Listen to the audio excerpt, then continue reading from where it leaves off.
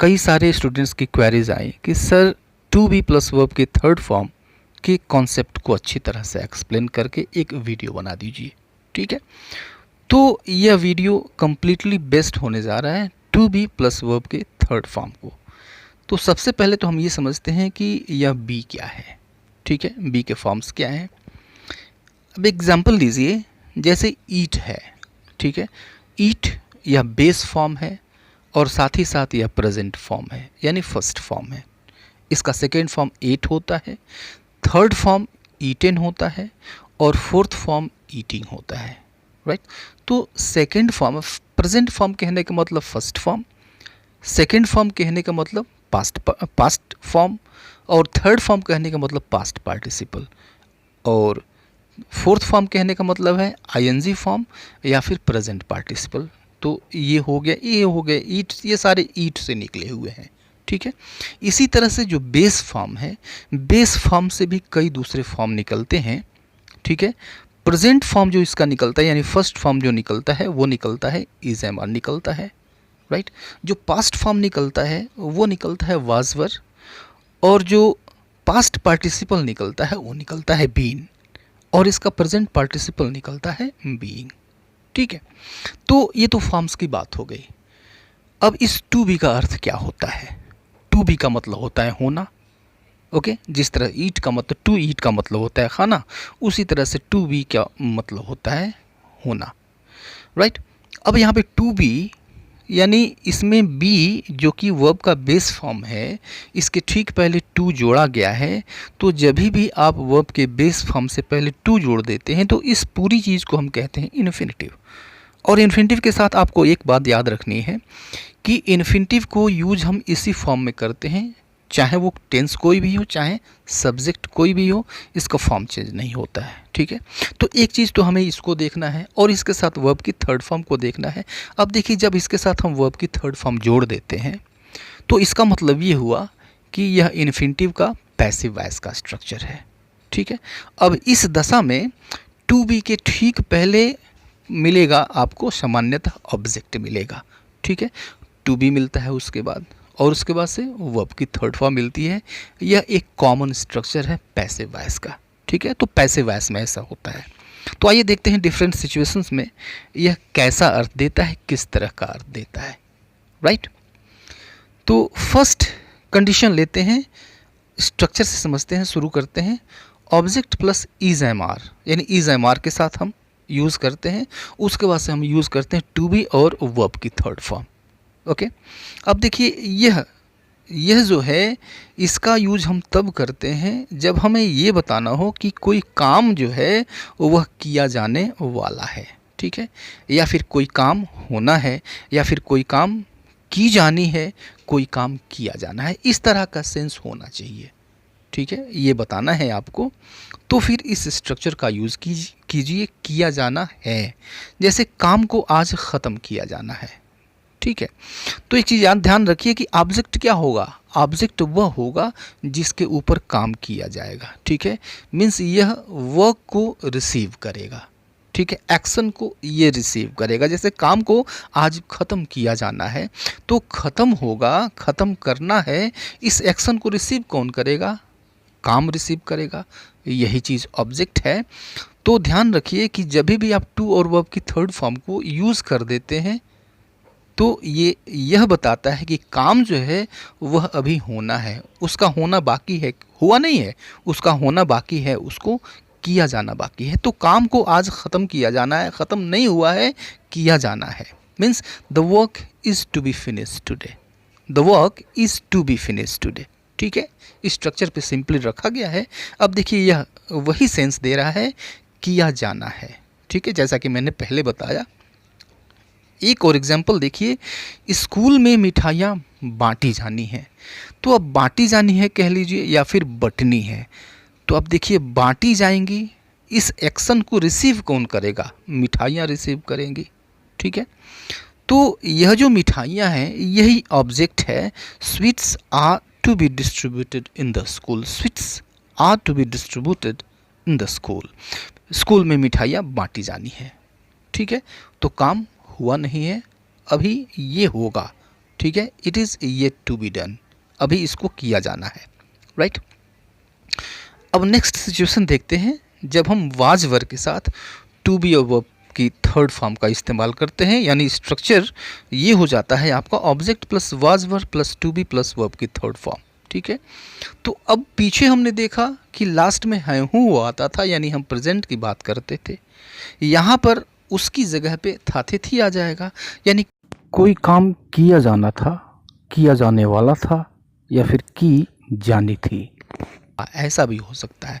तो आपको सेंस पकड़ना है, उसका सेंस क्या निकल रहा है, मतलब क्या निकल रहा है, ठीक है। जैसे मुझे आमंत्रित किया जाने वाला था, या फिर ऐसे भी कह सकते हैं मुझे आमंत्रित किया जाना था, किया जाना था, right. Means I was to be invited, I was to be invited. अब देखिए एक्शन क्या है, एक्शन आमंत्रित किया जाना है, यह काम है, और एक्शन यह किस पर होने वाला था, इस एक्शन को रिसीव करने वाला कौन था, तो मैं था। Means I was to be invited, यह जो आई है ऑब्जेक्ट है, ओके। अगले दिन एक मीटिंग बुलाई जाने वाली थी, राइट।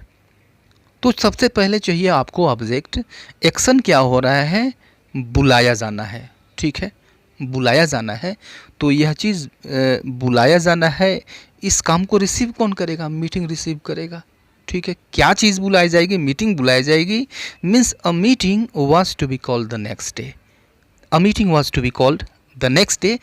अगले दिन एक मीटिंग बुलाई जाने वाली थी, या फिर बुलाई जानी थी, या फिर बुलाया जाना था, ऐसे भी हो सकता है। अब इन तीनों तरह का जो तीनों चीज़ें हैं, इन सब का मतलब एक ही है। इन तीन तरीक़ों से हम इस चीज़ को कह सकते हैं, सेंस एक ही निकलता है, ठीक है।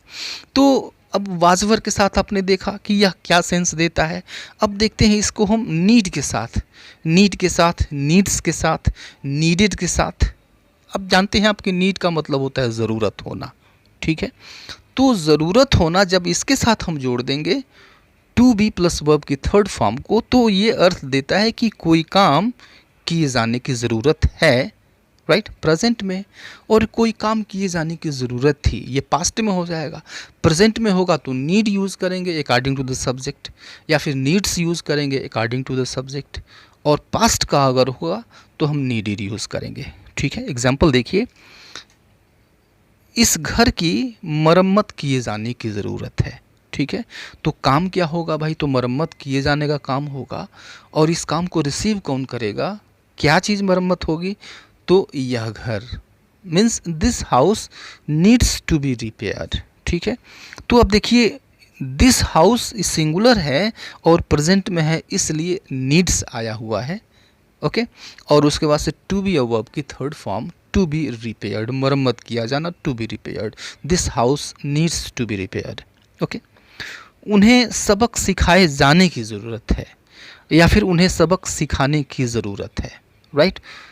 तो काम क्या होगा, सबक सिखाया जाएगा, और इस काम को रिसीव कौन करेगा, वे लोग रिसीव करेंगे।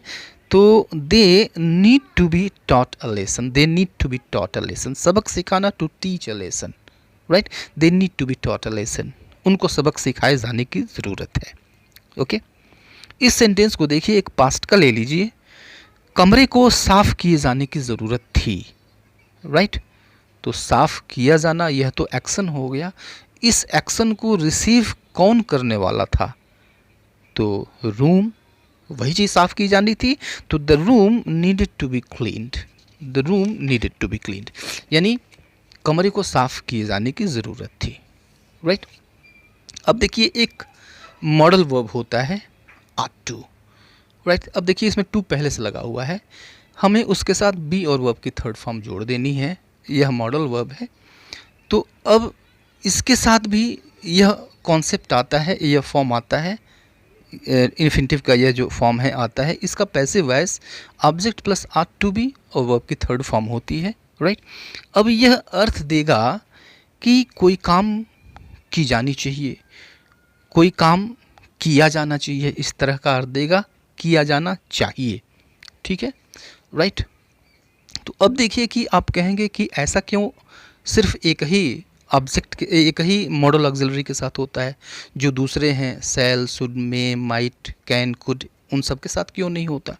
अब उन सब के साथ भी होता है, ठीक है, आप शुड भी यूज़ करते हैं, कैन भी यूज़ करते हैं, राइट, यूज़ करते हैं, विल भी यूज़ करते हैं। तो वहाँ पर भी इन्फिनिटिव होता है, लेकिन वहाँ पर टू का जो चिन्ह है वो गायब हो जाता है, केवल इस ऑट के साथ टू रहता है, आट टू बी, राइट। तो हम सिर्फ इस मॉडल ऑक्सिलरी को देखेंगे तो object plus ought to be plus verb की थर्ड फॉर्म। जैसे एग्जाम्पल देखिए, माता पिता की आज्ञा का पालन किया जाना चाहिए, ठीक है, काम क्या होना चाहिए, तो आज्ञा का पालन किया जाना चाहिए। और इस एक्शन को रिसीव कौन करेगा, किसकी आज्ञा का पालन किया जाएगा, तो माता पिता की। तो parents are to be obeyed, parents are to be obeyed. असहायों की मदद की जानी चाहिए, राइट, तो किया जाना चाहिए। अब इस मदद को रिसीव कौन करेगा, तो जो असहाय हैं वो करेंगे। The helpless are to be helped, the helpless are to be helped, यानी असहायों की मदद की जानी चाहिए, राइट। तो आपने देखा आर टू के साथ are to plus be plus verb की थर्ड फॉर्म, राइट। जब आपको ये बताना हो कि कोई काम की जानी चाहिए, कोई काम किया जाना चाहिए, अगर इस तरह का सेंस है सेंटेंसेस से, तो उसके लिए हम ये स्ट्रक्चर यूज़ करते हैं। आगे देखते हैं, कुछ ऐसे बहुत सारे वर्ब्स होते हैं, मेन वर्ब्स होते हैं, जिनके साथ टू बी अ वर्ब की थर्ड फॉर्म आती है। जैसे डिज़र्व होता है, लाइक होता है, वांट होता है, ठीक है, लाइकली टू होता है। तो इनके साथ भी हम टू बी प्लस वर्ब की थर्ड फॉर्म को यूज़ करते हैं। कैसे यूज़ करते हैं, देखिए, वह आदर किए जाने के योग्य है, ठीक है, वो आदर किए जाने के योग्य है। तो हम डिज़र्व के साथ टू बी प्लस वर्ब की थर्ड फॉर्म यूज़ करते हैं। आदर किए जाने के योग्य है, तो किसी चीज़ के योग्य है, इसके लिए हम इंग्लिश यूज़ करते हैं deserve, right. He deserves to be respected, he deserves to be respected. अब देखिए इस सेंटेंस को देखिए, वो सभी प्रशंसा किया जाना पसंद करते हैं, प्रशंसा किया जाना, राइट। तो किया जाना, प्रशंसा किया जाना, इस एक्शन को रिसीव कौन करता है, तो ऑल यानी सभी, ओके। ये ऑब्जेक्ट है, ध्यान रखिएगा, सब्जेक्ट नहीं है, यह ऑब्जेक्ट है, पैसिव वॉइस है। All like to be praised, all like to be praised, ठीक है। ये जो फॉर्म है इन्फिनिटिव का, ये पैसिव फॉर्म है, ओके। इस एग्जाम्पल को देखिए, मैं पार्टी में आमंत्रित किया जाना चाहता हूँ, ठीक है। तो I want to be invited to the party, I want to be invited to the party, यानी मैं पार्टी में आमंत्रित किया जाना चाहता हूँ। अब ध्यान रखिए, यहाँ पे पार्टी में आया हुआ है हिंदी में, इन द पार्टी नहीं होगा। जब भी आप इनवाइट यूज़ करते हैं तो टू द पार्टी होता है, यहाँ पर मे के लिए हम टू यूज़ करते हैं। I want to be invited to the party, okay. इस सेंटेंस को देखिए, काम को आज ख़त्म किए जाने की संभावना है, ठीक है। तो अब देखिए, ख़त्म किए जाने की संभावना है, ख़त्म क्या होगा भाई, तो काम होगा। इस एक्शन को रिसीव करेगा काम, ठीक है, क्योंकि यह घटना इसी के साथ घटेगी, राइट। तो the work is likely to be finish today, the work is likely to be finish today. अब यहाँ पर देखिए, something is likely to be done, यानी किसी काम को किए जाने की संभावना है। तो संभावना बताने के लिए हम इज़, एम या फिर आर या फिर वाज वर्ब पास्ट में हो तो उसके बाद लाइकली यूज़ करते हैं और टू यूज़ करते हैं, उसके बाद से वर्ब यूज़ करते हैं। इसीलिए संभावना बताने के लिए हमने यहाँ पे लाइकली का यूज़ किया है। The work is likely to be finish today, ठीक है।